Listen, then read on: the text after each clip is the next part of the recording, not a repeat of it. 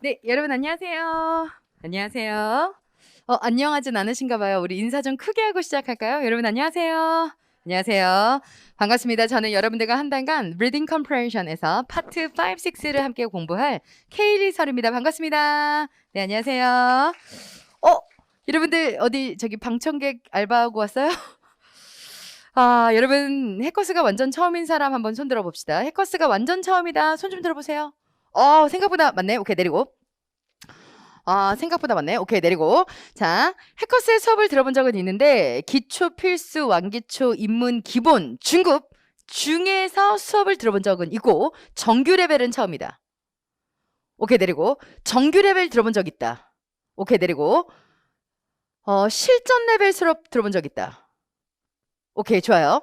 자, 해커스는 커리큘럼이 정확하게 나눠져 있어요. 기초, 필수, 입문, 기본, 중급, 정규, 실전. 여러분들이 듣고 있는 이 정규 레벨은 가장 높은 레벨에서 두 번째 단계입니다.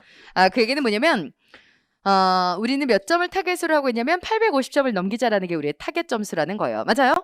오케이. 그렇다면 자, 나는 정규 레벨의 수업을 들으면 무조건 850점을 낼 거야 라는 게 아니라 어느 정도의 레벨을 갖고 있는 사람들이 이 반에 온다라고 하냐면 보통 700점 이상, 토익 점수를 700점 이상의 점수를 갖고 있는 사람들이 이 반을 도전한다라는 얘기를 합니다.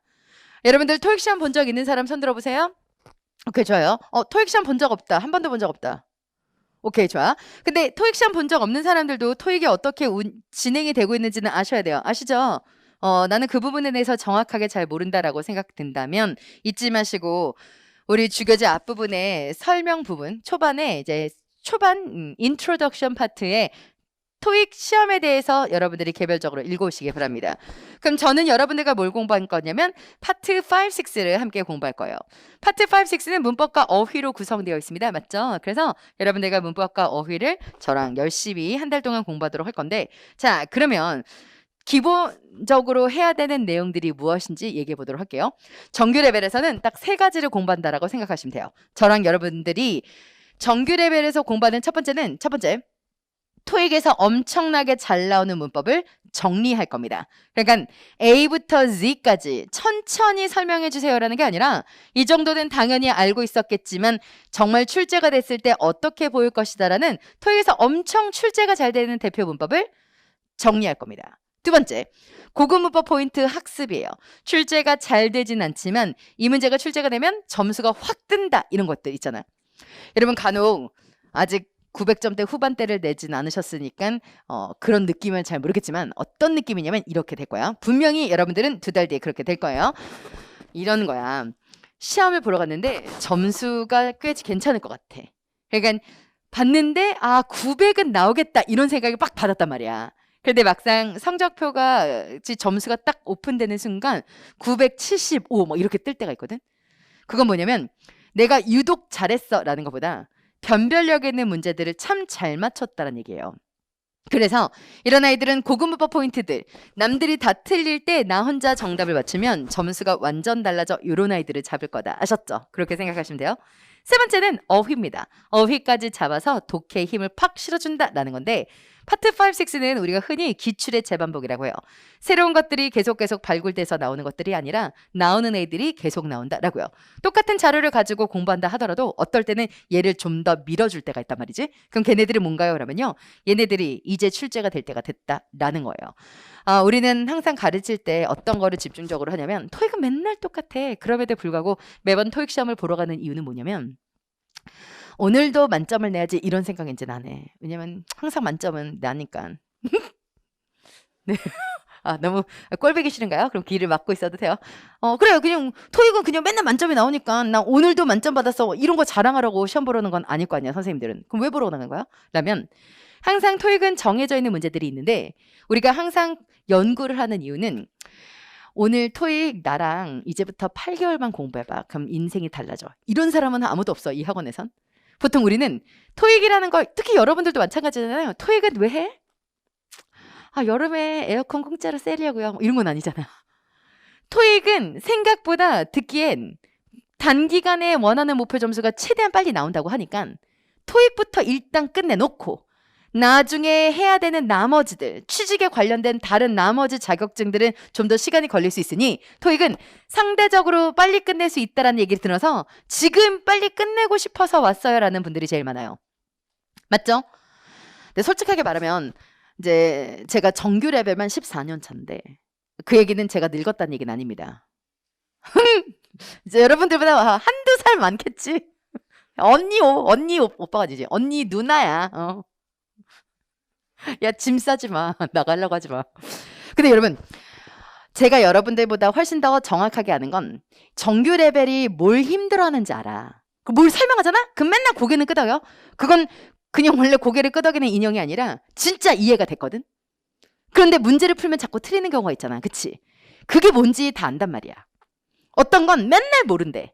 맨날 힘들다라고 생각하지만 생각보다 점수는 되게 그 정답은 잘 찾아내는 경우가 있단 말이야. 맞지? 그래서 여러분들이 뭘 어려워하고 뭘 만만하게 생각했는데 다 틀리고 어렵지만 정답을 잘 찾아내는 게 뭔지를 알기 때문에 그냥 따라오시면 된다라고 무슨 교주 같아.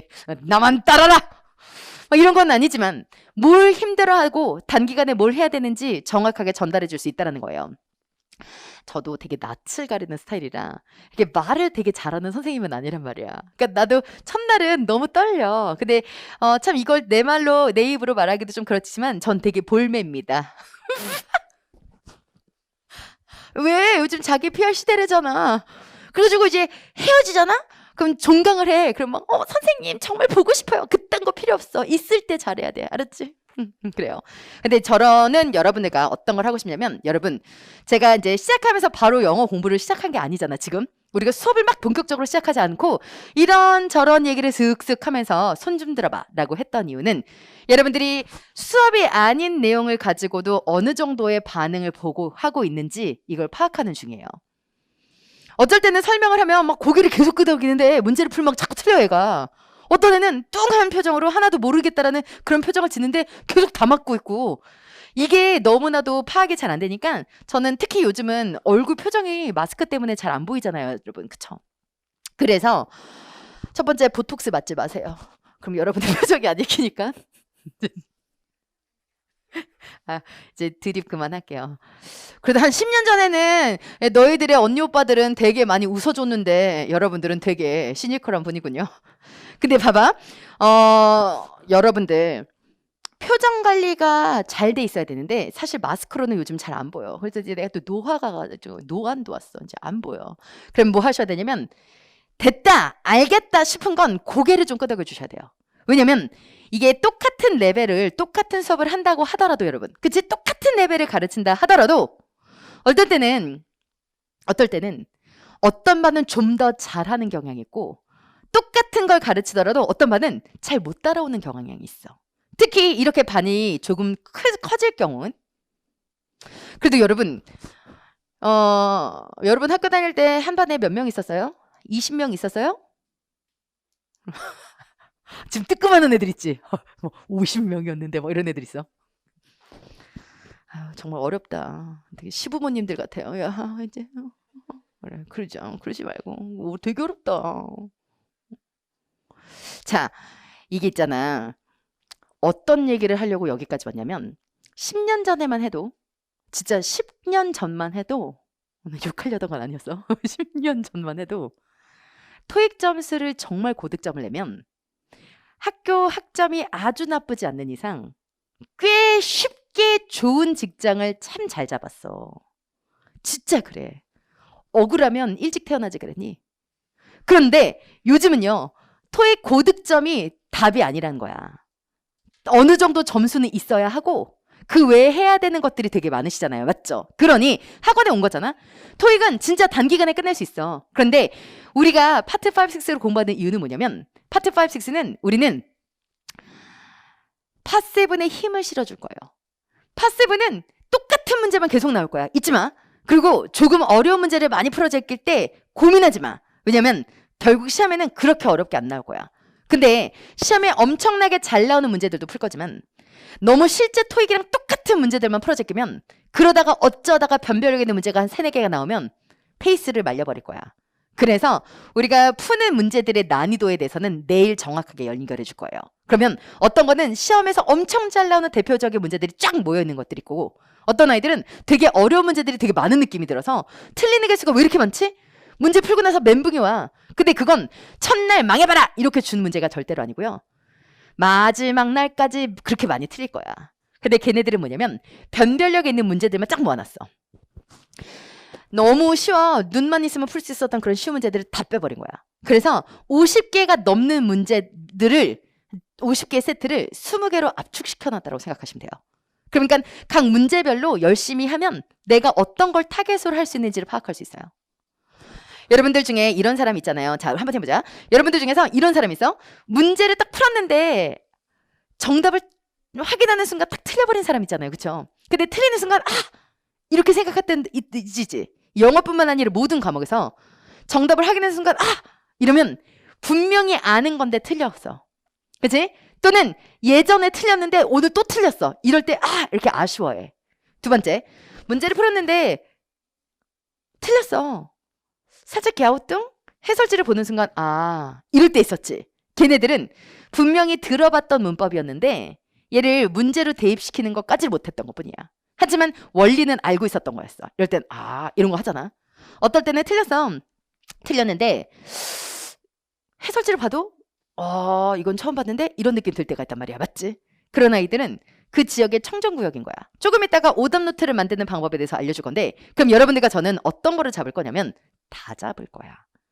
그런데 한 번에 모든 걸 다 잡기가 쉽지 않으니까 각각 문제를 분류해 놔서 이런 건 이 부분을 위한 거, 얘는 얘를 보완할 수 있는 애들. 그래서 결국 내 점수는 높이 올라갈 거야. 이걸 할 거예요. 어쩌다가 쉬운 문제를 내가 실수할 수도 있어. 맞지? 인간인지라. 그러면 안 되지만 쉬운 문제도 내가 실수를 했지만 남들이 다 틀리는 어려운 문제를 내가 잘 선방했다면 생각보다 또 괜찮을 수도 있단 말이지. 이런 거예요. 근데 파트 5, 6는 크게 난이도의 변별력이 심하지 않습니다. 그게 무슨 얘기냐면 파7 같은 경우는 지문이 되게 짧은데 어려워서 답이 안 보이는 경우가 있고, 어떤 때는 지문이 겁나 긴데 읽는 건 술술 잘 익혀서 시간만 있었더라면 다 풀 수 있는 문제들이 있을 때가 있단 말이야. 맞지? 그런데 파트 5, 6는 이런 식의 변별력이 없어. 그냥 아니야, 모르냐, 시험을 보러 갔는데 내 손이 그냥 막히고 있었어요. 이런 느낌을 들을 정도가 되게 중요하다는 겁니다. 그래서 여러분들 고민하지 마시고 내가 토익을 정말 원한다 라고 한다면 그러면 하라는 대로만 하면 돼요. 하지만 숙제가 사실 적진 않을 겁니다. 조금 많은 양의 숙제가 있어서 처음에는 지칠 수 있는데요. 여러분 딱 5일만 버텨. 그렇지? 딱 5일만 일단 버텨보세요. 그러면 5일만 버티고 나면 6일 차도 힘들긴 할 건데요. 그런데 어쩔 수 없어. 난 솔직하니까. 하던 가닥이 있고 했던 것들이 다시 돌아올 거예요. 그래서 5일만 일단 버텨봐. 그러면 6일 차부터는 조금은 힘들더라도 나름 할 수 있어요. 나름 할 수 있어. 그래서 그대로 따라갈 거다라고 생각하시면 됩니다. 그럼 우리는 뭘 공부할 거냐? 자, 간단하게 제가 이제 소개를 좀 한번 해볼게요. 제 이름은 케일리 설입니다. 근데 제 이름이 좀 어렵나 봐요. 어머나, 나 뭐 했니? 제 이름이 좀 어렵나 봐. 야, 편하게 불러 이랬더니 막 언니 뭐 이런 반도 있어요. 그래, 언니 좋아. 근데 제가 이제 하려는 얘기는 지금부터 이런 얘기를 한번 해볼게요. 여러분 저랑 어디 갔냐? 제가 잠깐만 여기구나. 자, 여러분들과 이제 어떤 걸 공부할 거냐라고 하면 우리 주교재 책은 해커스 토익 책이에요. 근데 예전 버전을 갖고 있는데 괜찮나요? 라고 질문하는 친구들이 있더라. 그치? 근데 여러분 제 수업은 2020년도 개정판 2020년도 이상이면 다 괜찮아요. 수업에서는 큰 지장은 없습니다. 근데 가장 최근 버전이 더 좋긴 합니다. 왜냐면 최근에 출제가 됐을 때 막 뒤통수 팍팍 쳤던 그런 문제들 있지. 걔네들이 주교재에 좀 더 연습할 수 있게 들어가 있어서 제 수업하고는 큰 문제는 없습니다. 2020년도 이후 버전들이라면. 자, 그 다음 부교재가 필요한데요. 여러분들 일찍 등록하신 분들께는 어제 문자를 넣어드렸어요. 그래서 부교재 번호가 450번이 맞는지만 확인하시면 됩니다. 아셨죠? 그래서 내일부터 본격적으로 수업 시작할 거니까 부교재 꼭 준비돼 있어야 됩니다. 자꾸 늦게 부교재를 사라라고 했더니 자꾸 이 표지에 있는 여자와 우리 선생님이 같은 사람이 아니다 이렇게 그렇게 실랑이를 한대요. 부교재처에서. 그래서 알아서 작정하고 번호로 보내드렸어요. 오케이? 450점이면 450번이면 맞는 거야. 나 코로나 터지기 전에 이렇게 생겼어. 너 마스크 빼면 딱이야. 알았지? 응. 좋아. 근데 여러분, 부교재는 그래서 앞부분에는 어떻게 구성이 되냐면 앞부분에는 2일차부터 20... 왜? 고민했었어? 반 잘못 들었나? 저 여자 왜 들었지? 이랬어? 자, 아니 내가 이 얘기를 왜 하냐면 자꾸 앉아있는 애들 중에서 부교재 3권을 놓고 자꾸 나를 쳐다보고 있어. 아무리 그래도 LC쌤은 아니지 않냐? 성별이 다른데? 그렇지 않냐? 근데 LC책까지 보고 있어. 그럼 되겠냐? 근데 부교재 앞부분에는 이틀차부터 20일차까지 해당되는 수업 자료가 들어가 있어요. 오케이? 그 다음부터는 하루에 하나씩 풀어야 되는 숙제가 들어가 있는데 여러분 근데 자 들어봐. 조금 이따가 열어봐도 돼. 근데 있잖아. 수업이 끝나자마자 물론 어제 개강 자료를 미리 올려드리긴 했는데요. 항상 제 수업은요. 수업이 끝나자마자 10분 뒤에 숙제가 업로드가 되도록 예약을 걸어놨어요. 아셨죠? 그래서 잊지 마시고 반별 게시판에 가셔서 오늘 수업 자료에 해당되는 정답과 해설은 오늘 숙제에다 올려놨어. 그래서 걔 다운받아서 문제 볼 수 있도록. 과제 파트에 해당되는 또 숙제는 아예 한꺼번에 올려드린 자료는 어제 집 파일로도 올라가 있어. 그래서 잊지 마시고 오늘 제 이름으로 된 모든 글들은 클릭해 보시기 바랍니다. 아셨죠? 근데 제가 종합반을 기준으로 봤을 땐 3번째 들어오는 사람이니까 반별 게시판에 들어가는 건데 들어봤죠? 네. 아, 여기다가 LC쌤 것도 집어넣으려고 했더니 제 얼굴이 돋보이지 않는 것 같아서 LC 선생님은 얼굴을 뺐어. 자, 근데 해커스 메인 홈페이지에 들어가서 본인의 아이디와 패스워드를 집어넣고 나면 자기가 등록한 반의 반별 게시판을 확인하실 수가 있어요. 아셨죠? 그래서 가셔서 꼭 확인해 보시고 체크해 보시기 바랍니다. 오케이? 좋아요. 그 다음 여러분 또 추가적으로 하나 링크를 제가 게시판에 수가를 할 건데 이제 마이 페이지 확인해 보시고 뭐가 있냐면 적중 예상 특강이라는 게 있어요. 근데 적중 예상 특강이란 건 지금은 저는 안 하고 있어. 한 4년 반 정도 하고 지금 좀 휴식기를 갖고 있는데 얘네들은 지금 공부하지도 말고 다음 달에도 하지 말고 해커스를 안 다닐 때 해커스를 안 다닐 때 감을 떨어뜨리고 싶지 않다라고 할 때 엄청나게 좋은 문제들이 PDF로 되어 있거든요. 그럼 PDF로 다운받아서 문제 풀고 틀린 문제만 리뷰하듯이 강의를 보셔도 됩니다. 그래서 제 강의를 보시면 자 여기 클릭해 보시면 저랑 헤어지더라도 저를 계속 보실 수 있어요. 우후! 네, 저도 창피합니다. 자본주의의 힘으로 이러고 있어요. 그러면 저의 옛날 모습들도 보실 수 있습니다. 유후! 뭐야 나가지 마.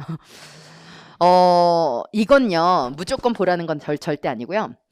지금 수업에서 하는 모든 자료들을 완벽하게 학습하시는 게 더 중요합니다. 점수가 나왔잖아요.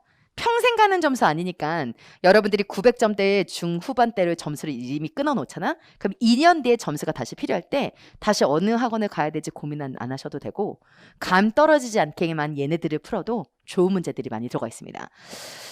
제가 다른 학원을 나쁘게 얘기하라는 건 전혀 아니에요. 근데 예를 들어 간혹 가다간 어떤 곳에서는 요즘 무료 콘텐츠가 되게 많잖아. 막 열심히 설명하면서 나머지는 수업에서 뭐 이런 거 한단 말이야. 근데 제 강의뿐만 아니라 해커스에서 올라오는 적중 예상 특강 강의들은 그런 게 없어. 제 수업을 들으면 아시겠지만 그건 거기 있었죠. 이런 거 없단 말이야.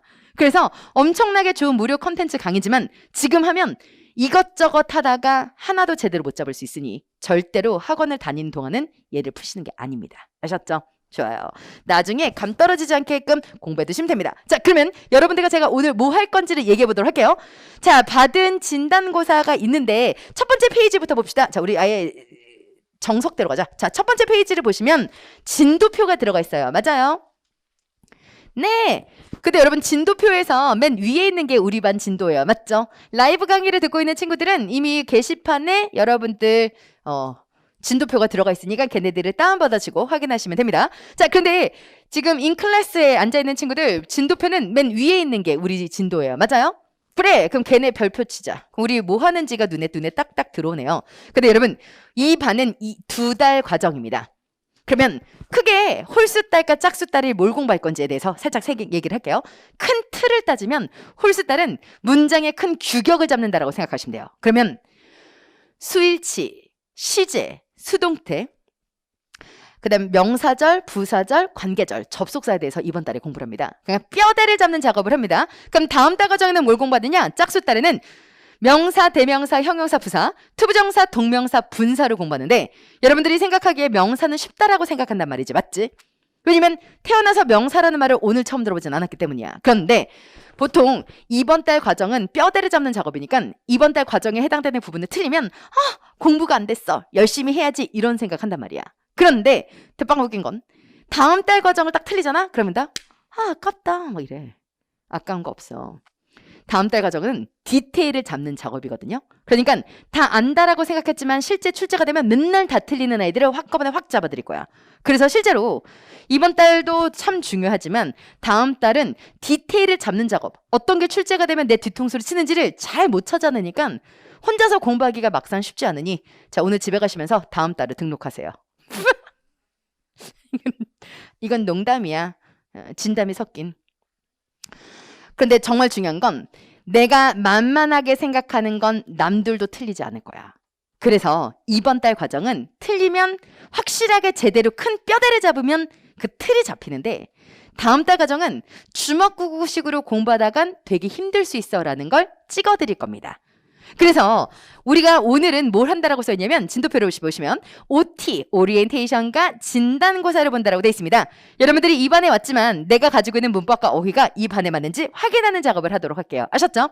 자, 내일 봅시다. 여러분 내일 뭐 한다라고 써있니? 주어 동사를 공부한다라고 써있어요. 근데 여러분 태어나서 나는 주어랑 동사라는 말을 처음 들어봤다라는 사람은 이 반에 없을 거 아니에요. 맞죠? 처음 들어봤어요? 그렇다면 주어는 왼쪽에 동사는 오른쪽에, 주어는 은는이가, 동사는 이다 하다. 이런 거 안 할 거 아니야. 우리 정규 레벨이니까. 그럼 내일은 여러분들과 제가 뭐 할 거냐면 주어 동사를 막 나눠봐 이런 거 안 할 거란 말이야. 그러면 우리는 내일은 문제를 딱 5개만 풀 거야. 그것도 난이도를 중짜리 문제로 딱 5개만 풀 거거든요. 그러니까 여러분들 이런 느낌 받을 수 있어요. 왜 수업에서는 문제를 5개만 풀고 해설만 하고 끝나지? 라고 할 수 있는데 내일은 5개의 문제를 풀 건데 난이도 중짜리 문제 5개지만 이 문제가 난이도가 얼마든지 변형돼서 30개, 40개까지의 문제로 변형되는 틀을 여러분들께 보여드릴 거예요. 많이 푼다고 토익 점수를 잘 내는 게 아니라 제대로 분석하면 잘 푸는 게 중요하거든요. 어느 정도는 풀긴 해야 돼요. 문제를 아예 안 풀 수는 없어. 그런데 내일은 그럼 여러분들께 그 많고 많은 문제만 다 풀어제끼는 것이 아니라 문제를 풀었을 때 한 문제를 풀었지만 이 문제가 10개 이상의 효과를 낼 수 있는 방법, 공부 방법에 대해서 여러분들께 전달할 거예요. 또 이런저런 사람들이 많기 때문에 정규반을 시작하기 위해 베이스를 좀 견고하게 같이 다진다라는 생각을 가지시면 됩니다. 3일차는 목적어 보어 쓰실 건데요. 목적어는 을류에게 이런 거 안 할 거 아니야. 맞지? 그래서 3일차까지도 그때는 3일차는 어휘를 혼자서 공부할 수 있는 도움이 되는 베이스 단계를 잡아드릴 거예요. 아셨죠? 4일차부터는 본격적인 수업이 시작될 건데요. 동사 4일차는 동사 1, 5일차는 동사 2가 돼 있어요. 동사 없는 문장이라는 건 없잖아요. 그래서 4일차, 특히 5일차 때는 문법적인 요소를 엄청나게 자세하게 설명할 예정입니다. 그래서 3일차까지는 문법이 왜 이렇게 안 들어가지 고민하는 게 아니라 제대로 2달 과정을 마무리하기 위해선 여기까지 인트로 파트야 라는 걸 여러분들께 파트별로 공부하는 학습 방법에 대해서 정확하게 전달해 드릴 거고요. 4일차는 기본적인 동사, 5일차는 출제가 되면 정말 많이 틀리는 동사, 얘네들을 나눠드려서 동사 없는 문장이라는 건 없기 때문에 4, 5일차의 동사에 대한 문법 설명이 좀 길 예정입니다. 6일차 때는 수일치. 근데 여러분 7일차분은 시제1, 8일차는 시제2 이렇게 돼 있거든요. 그러니까 거의 대부분의 문법이 가정법을 빼고는 문법적인 요소가 이틀에 한 챕터를 나간다 이렇게 생각해 두시면 돼요. 그런데 첫날부터, 그러니까 오늘부터 이번 주 금요일 5일차까지는 매일매일 왔을 때 수업을 하는 패턴이 좀 다르다고 느껴질 때가 되게 많아요. 그 이유는 각각의 챕터들마다 가르치는 방법이 좀 달라야 훨씬 효과적이기 때문에 제가 여러분들이 어떤 걸 힘들어하는지 알아서 이 챕터는 이렇게 가르치는 게 가장 효과적이다는 걸 이미 알기 때문에 매일매일 공부하는 패턴이 좀 다르다라고 꼭 걱정하실 필요는 없고요. 6, 7일차부터 다음 달까지는 거의 수업하는 패턴이 비슷할 겁니다. 문제를 조금 풀고 문법적인 요소를 다루고 주교재를 풀어야 된다면 핵심적인 아이들 몇 개 발췌해서 연결하고 아셨죠? 그러니까 그대로 따라오시면 됩니다. 부교재를 갖고 있는 사람들 부교재의 몇 페이지를 살짝 보면 좋냐면 앞부분에는 부교재 없는 사람들은 그냥 설명만 들어도 돼요. 부교재 앞부분에서는 7페이지부터 62, 3페이지까지 63, 4페이지까지인가? 아니다. 65페이지까지 정확하게 따지면 66페이지까지는 앞부분에서 66페이지까지는 우리 수업 자료가 들어가 있습니다. 맞죠? 수업 자료가 들어가 있어요. 자, 부교재 없는 사람들이 생각보다 좀 있구나. 자, 그럼 제가 부교재 같이 띄워주면서 보여주면서 할게요. 우리 이게 몇 번이죠, 여러분? 450번이죠? 자, 봐봐요. 그럼 이제 앞부분에는 뭐가 있냐면 7페이지부터 데이 2가 들어가 있어요. 이렇게 컨텐츠가 보이는데 수업 자료가 있고 마스터 킷이 있고 더 해볼까 뭐 이런 자료가 있습니다. 근데 여러분들 부교재에 데이 1부터 데이 20까지가 수업 자료가 7페이지를 살짝 보면 아까 7페이지 얘기했잖아. 자, 7페이지를 보면 뭐가 써 있냐면 데이 2라고 기재가 돼 있어요. 맞죠? 그러면 오늘은 1일차고 내일이 데이 2잖아. 맞지? 그러니까 여러분들은 내일은 수업을 시작하기 전 제 부교재 데이 2에 해당되는 부분을 열어놓고 계시는 게 여러분들의 수업 준비가 되겠습니다. 아셨죠? 그 다음에 오늘 진단고사 앞부분에는 진도표가 들어가 있잖아요. 이 진도표도 반별 게시판에 PDF 자료로 올려드렸어요. A4 용지로. 그런데 오늘 같이 나눠드린 작은 종이로 드린 이유는 얘를 잘라다가 우리 반에 해당되는 진도표만 잘라다가 부교재 앞부분에 붙여두세요. 아셨죠? 가끔씩 제 얼굴 보기 싫다고 팍 붙이는 얼굴을 가려놓는 분들이 있어요. 좋아요. 모든 부교재 제일 잘 보는 곳에 붙여놔. 그래서 오늘 며칠 차 뭐 공부하는지 미리 아셔서 그날에 해당되는 자료를 미리 열어놓고 계시는 게 여러분들의 수업 준비가 될 겁니다. 아셨죠? 잊지 마세요. 괜찮으시죠? 네, 그런 식으로요. 그럼 또 볼까? 내일 보고 나서 또 3페이지를 보시면 주어도 또 4페이지를 정확하지 9페이지를 보면 데이 3라고 돼 있어요. 맞아요? 네. 그럼 9페이지는 데이 3라고 돼 있으니까 3일차 때는 9페이지를 열어두고 계시는 게 여러분들의 수업 준비가 되겠네요. 여러분들의 부교재에 어디를 잠깐 열어보자면 73페이지를 열어보도록 할게요. 자, 여러분들의 부교재 73페이지쯤 보면 73페이지다. 자, 뭐라고 써있냐면 데일리 패킷 마스터 킷 A1이라고 기재가 되어 있습니다. 맞죠? 그래서 얘는 answer sheet가 들어가 있어요. 그래서 101번부터 146번까지의 풀셋이 이 마스터 킷이라는 건 뭐냐면 여러분들 저랑 수업이 있는 날 월화수목금 하루에 하나씩 우리가 20일 과정이니까 이 마스터 킷이 A1부터 A20가 들어가 있습니다. 오늘 여러분들이 풀어본 이 진단고사는 마스터 킷 A1에서 문제를 30개를 발췌해서 가져온 거예요. 맞죠? 그러면 오늘의 숙제에서는 오늘은 숙제가 별로 없어. 왜냐면 오늘 마스터 킷을 풀어라 라는 게 오늘의 숙제인데 이미 진단고사에서도 풀었잖아요. 맞죠? 그러니까 겹치는 내용이에요.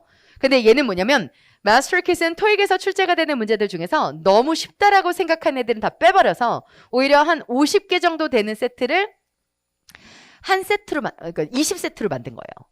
오케이? 그래서 한 50개에 해당됐던 문제를 20개의 세트로 줄여서 하루에 한 세트씩 숙제를 풀어보시는, 그러니까 난이도로 따지면 난이도가 중상에 해당되는 문제들이 많을 겁니다.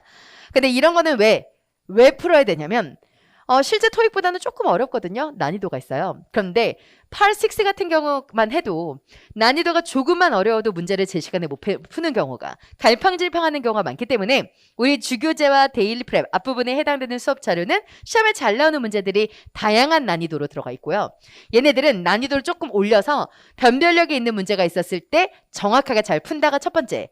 두 번째는 조금 어려운 문제들을 시간 내에 푸는 연습을 꾸준하게 하면 그러면 시험이 얼마나 어렵든 쉽든 상관없이 시간에 노예가 되지 않을 거예요. 내일 여러분들께 한 문제당 몇 초 만에 풀어야 된다. 얘는 어느 정도 틀리는 게 일반적인 레인지다라는 건 여러분들께 그냥 내일 알려드릴 건데 그럼 여러분 오늘의 숙제는 숙제가 있다 하잖아. 그럼 모든 숙제들은 그냥 타이머를 켜놓고 문제를 풀어보세요. 그럼 주교재는 한 문제당 몇 초 정도 걸렸다. 오늘 숙제는 한 문제당 몇 초 정도 걸렸다. 이런 그 평균 시간이 있을 거 아니에요. 맞죠? 오늘은 그것만 정해오세요. 그리고 반별 게시판에 들어가서 제가 올려놓은 모든 글들을 꼼꼼하게 읽어보시고 아셨죠? 그 다음에 오늘 숙제를 꼼꼼하게 해보시는 거 어떻게 리뷰해야 되는지 기재가 돼 있으니까 확인해 보시면 되겠습니다. 자, 그러면 오늘 진단고사니까 말 그대로 진단을 시작해 보도록 할게요. 자, 진단고사는 30개 문제를 풀었는데요. 이제 그러면 제가 진단고사 얘기해 볼게요. 진단고사는 30개 문제를 풀었는데 정규 레벨에서는 평균적으로 19개 정도를 맞추는 게 평균 점수입니다. 근데 여러분 평균은 별로 중요하지 않아요. 왜냐면 평균 점수를 그렇게 막 중요한 건 아니야.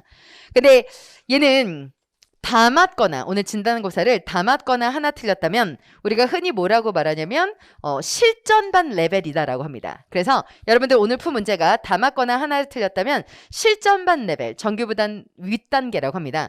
평균적으로 몇 개를 맞추냐면 19개 정도, 19개에서 20개가 정규반의 평균이에요. 근데 적어도 몇 개 정도는 맞춰야 이 반에 들어올 수 있지 않겠냐? 라는 얘기를 한다면. 왜냐면 정규 레벨은 고급 문법 포인트까지도 연결을 하고 그동안 잘 알고 있었던 문법을 정리하는 시간이기 때문에 너무나도 기본기가 부족하다면 쉽진 않을 거야 라는 거라서 어느 정도 맞춰야지 이 반을 따라오기에 그래도 시작점으로 괜찮다라고 하냐면 적어도 14개 이상은 맞춰야 된다라고 합니다. 그러니까 절반에 가깝게 맞춰야 된다라고. 근데 이때 제일 마음이 불안한 사람은 13개 맞춘 사람들이야. 맞죠? 도찐개찐입니다. 그럼 12개는요? 이런 끝단도 없어요. 그래서 절반엔 가깝게 맞춰야지 이 반을 시작하기 괜찮다라고 합니다. 여러분들이 오늘 푼 문제 중에서 맞춘 개수가 8개에서 9개 정도라면 실제로는 정규 레벨이 맞지 않아요. 이전 단계들을 공부하셔야지만 기본 베이스를 깔아야지. 일단 이번 정도의 레벨이 아니라면 근데 저는 이런 사람들 있잖아요. 저는 L씨는 훨씬 잘하는데 R씨가 특히 5, 6가 훨씬 안 돼요. 막 이런 얘기하는 친구들 많아요. 맞죠? 근데 모든 레벨의 기준이 되는 건 내가 가장 제일 못하는 게 레벨이 기준이 돼야 돼요.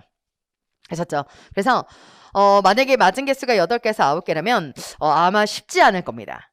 그런데 나는 그래도 정규 레벨이 가장 토익에서 가까운 문제들을 풀고 가장 많은 정보와 가장 많은 자료를 준다는 걸 알기 때문에 나는 무조건 정규 레벨에 있고 싶다라고 한다면 어떤 거를 제일 먼저 해야 되냐면 우리가 흔히 노랭이라고 부르는 해커스 토익 복화책의 단어부터 빨리 외우세요. 언어를 어느 정도만 어휘를 어느 정도라도 잡고 있다면 그래도 조금 더 따라올 수는 있지만 그렇지 않고서는 이전 단계에 가시는 게 맞습니다. 자, 그런데 몇몇 개를 좀 얘기해 볼게요. 이건 진단고사니까 필기하실 필요도 없어요. 근데 잠깐 앞에 보시죠. 우리가 어떤 식의 공부를 할 건지를 살짝 소개를 하자면 자, 102번 문제를 보니까 Springer Properties라고 해서 전부 다 대문자로 보였는데 S로 끝났지만 얘는 복수는 아닌 건 알아요. 맞죠? 왜냐면 Springer Properties 뭐라고요? 전부 다 대문자로 쓰인 회사 명칭 같거든요. 맞죠? 그러니 얘는 S로 끝났다라고 복수는 아니니까 복수인 A, B를 버렸다. 이 정도까지는 우리 레벨에서는 모두 다 했을 법한 내용입니다. 맞나요? 좋아요. 여기까지는 우리 레벨에서 했을 법한 부분인데 됐지 여러분? 좋아. 여기까지는 했을 법한 부분이에요. 자, 그런데 이렇게 놓고 났을 때 CD 가지고 정답이 눈에 안 들어올 때가 많아요. 맞죠? 근데 여러분 이렇게 CD만 남으면 보통 어떤 걸 많이 하냐면 set to start, set to start 마음속으로 읽어보는 경우가 되게 많습니다. 맞죠? 입에 착 감기 있는 걸 정답으로 쓰려고 하는데 생각보다 입에 착 감기지 않으니 다시 Springer Properties, set to start, set to start 이렇게 다시 한번 읽어보는 경우가 있는데 여러분 얘는 내 입에 착 감긴다라는 게 정답이 아니라 실제로는 뭐 이렇게도 해요. 세트라는 게 나오고 투두가 나면 뭐가 있어야 되는 거 아닌가? 이게 아니라 여러분 이건 안 적어도 돼. 오늘 해설제 그대로 있어. 네, 그런데 be set to do라고 하면 투부정사 하도록 세팅이 되는 거라서 투부정사 하려 한다라는 자주 쓰는 수거예요. 근데 여러분 모든 언어를 다 외워버리기에는 여러분들은 사전이 아니란 말이지. 맞지? 그러니 토익에서 출제가 잘 되는 또는 비즈니스에서 많이 쓰는 대표적인 문장들을 공부한다라는 게 우리가 같이 모여서 할 일이라는 거죠. 예를 들어 가주어를 공부하는데 이건 쓰는 거 아니야? 가주어 이시이고요. 투부정사가 주어로 나올 때 주어가 너무 긴 걸 영어에선 좋아하지 않기 때문에 왜냐면 영어는 대가리가 큰 걸 싫어하니까 가주어 이스 쓰고 진주어 투부정사를 뒤로 빼준다 이런 거 많이 들어보셨잖아요. 맞죠? 그지? 근데 이것도 가주어지만 오늘 무슨 요일이야? It's Monday 이것도 이렇게 대문자로 쓰는구나. Monday 이것도 이시 가주어란 말이야. 맞지? 그런데 가주어 이세 대한 모든 내용을 나열해 보시오. 이런 건 토익에선 없단 말이야. 그러니 이런 건 토익이 별로 좋아하는 그지? 중요하게 문제를 내는 게 아니니까 우리는 토익에 포커스를 맞춰서 토익에서 엄청나게 출제가 잘 되는 문법을 A부터 Z까지 정리하고 출제가 됐을 때 다 틀리는 고급 문법 포인트를 학습하겠다. 이게 또 어휘를 받겠다라는 게 뭐냐면 여러분 113번 문제를 볼게요. 우리가 A, B, C, D가 전부 다 다른 걸 어휘 문제라고 합니다. 맞죠? 그런데 얘는 뭐가 힌트 단서였어라면요. 2 for 1, 2 for 1. 두 개를 하나의 가격에 라는 겁니다. 맞죠? 그래서 이런 표현을 알았다면 훨씬 더 빠르게 정답을 찾을 수 있었다라는 거거든요. 또 16번 문제 보세요. 오늘 해설지 자세하게 들어가 있어요. Shortlist applicants. 그러면 짧게 리스트가 된 지원자들은 뭐냐면 최종 면접 대상자가 될 거예요.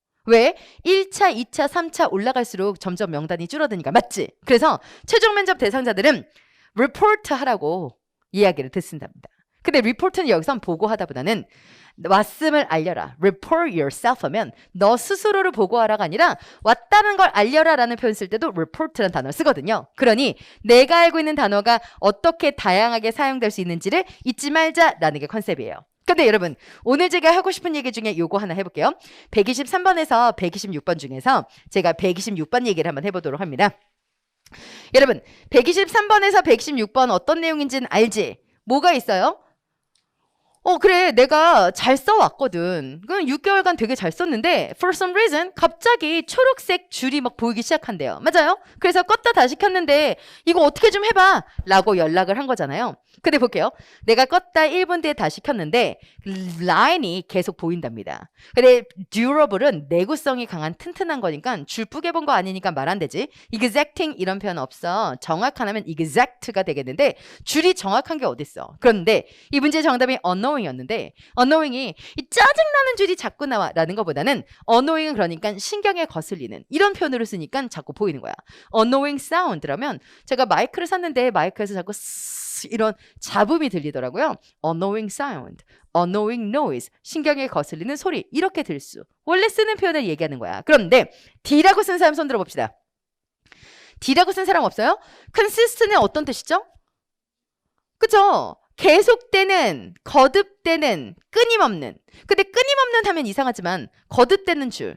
껐다 켰는데 줄이 계속 거듭되고 계속될 수 있잖아. 그거 안 돼? 라고 하면 일단 첫 번째 consistent line이라는 표현은 그냥 영어에서 없어.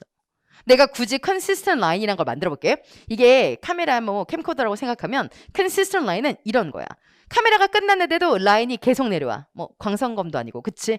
그런데 여러분 이건 안 적어도 돼. consistent는 line하고는 쓰진 않는데 그럼 주로 누구랑 쓰느냐? 끊임없는 노력을 했다. consistent effort 이런 거 맞죠? 계속되는 거듭되는 성공으로 막대한 부를 이끌었다, 얻었다. consistent success. 또 뭐가 있을까? consistent failure. 거듭되는 실패.